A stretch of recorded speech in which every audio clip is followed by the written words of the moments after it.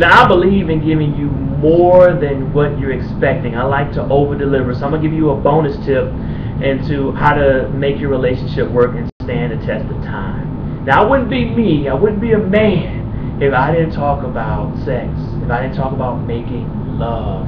Making love has been linked to better relationships. For men, if you're not touching us, if you're not making love to us, then we feel like you just don't like us, you're not feeling it. Now, I said it about men, but women feel the same way, especially if you are in your late 30s or past 40. Your sex drive has spiked to the roof, ladies. See, typically men, our sex drive spikes in our early mid 20s. And so what happens at 40s, our sex drive starts to actually decrease while yours is going up. That's a major problem. I'll tell you, how to solve it in a few minutes. But it's important that you all make love on a regular basis. Dr. Hilda Hutchinson, who's an MD sex expert, is quoted as saying that, making love 2 to 3 times a week improves marital satisfaction. It decreases your chance of having a heart attack. Improves your overall health, overall vitality. Matter of fact, and you've experienced this, after making love and having sex, there is a 5 to 6 hour amnesic experience to where you forget about all of your problems.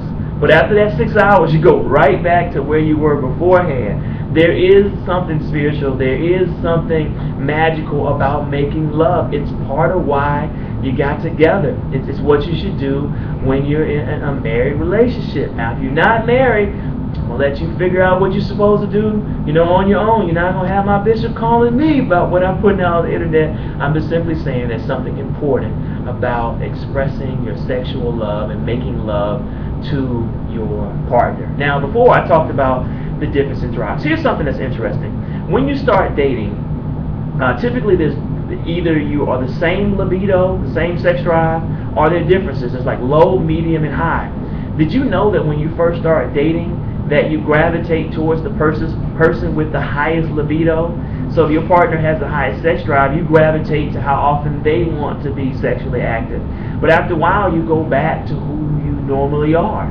A lot of couples feel like it's wearing off, or the sizzle is not there, she doesn't want me anymore, or he doesn't want me anymore. That's not true. You've just gone back to your normal sex drives. And what you have to do is talk about the things that actually make you aroused.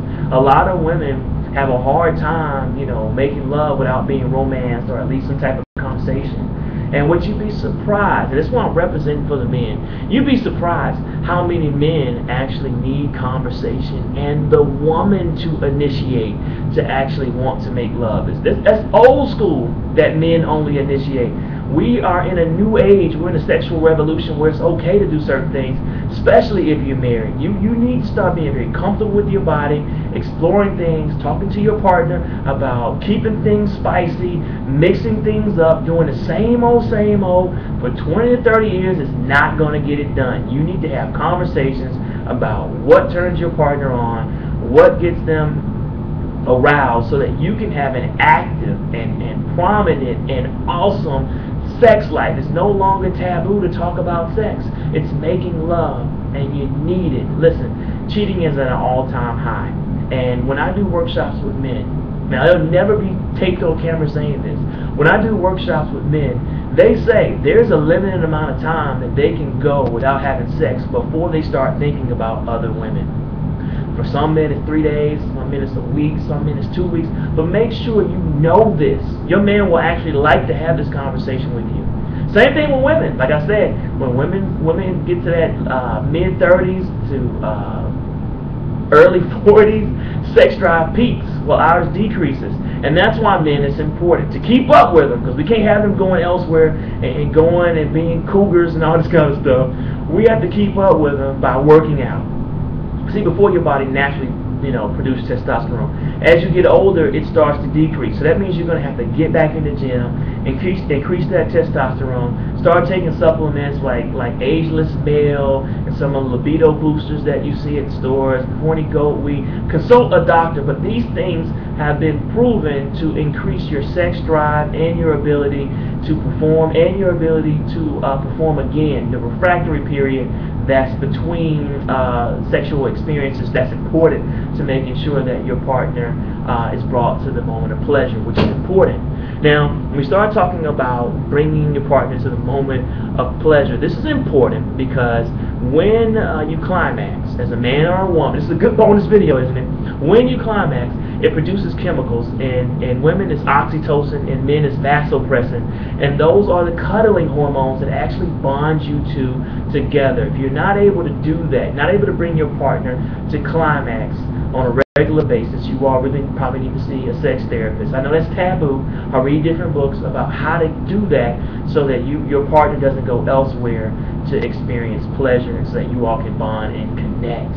Okay? Also, men, increase your intake of almonds and Brazilian nuts. They increase your testosterone. Matter of fact, you can get a book by Tim Ferriss called Guide to, I think, Superhuman Weight Loss and Making Better Love. It's there. Or look up Dr. Hilda Hutcherson with an R and consult with her so you can have an active, happy love and sex life. My name is Dr. Tart. I hope that was helpful. Happy love making.